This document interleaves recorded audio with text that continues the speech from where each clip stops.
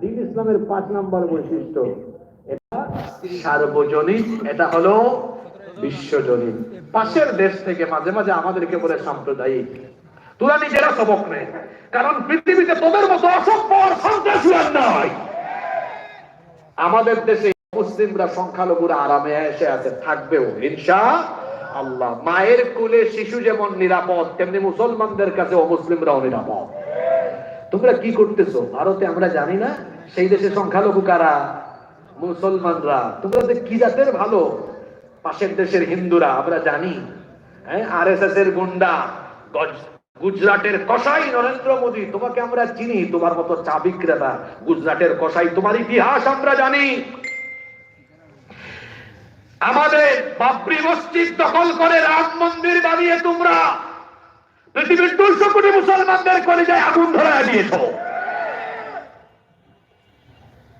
কাশ্মীরে এবং গোটা ভারতবর্ষে মুসলমানদের উপর তারা কেমন নিপীড়ন চালাচ্ছে আপনারা জানেন না? এই যে ওয়াকফ আইন বাতিল করে দিয়েছে, তারা বিভিন্ন সময় এইভাবে সাম্প্রদায়িক দাঙ্গা হাঙ্গামা সৃষ্টি করেছে। কিন্তু আমার প্রিয় মাতৃভূমি এই 56,000 বর্গ মাইলের বাংলাদেশে আমরা কি সাম্প্রদায়িক দাঙ্গা হাঙ্গামা চালাই? আচ্ছা, আমরা কি হিন্দুদের মন্দির ভাঙি? ইসলাম কি এটা শেখায়? যে যার ধর্ম পালন করুক, আমরা কখনো কাউকে বাধা দেই না। পৃথিবীতে মুসলমানদের মতো শান্তিকামী আর কেউ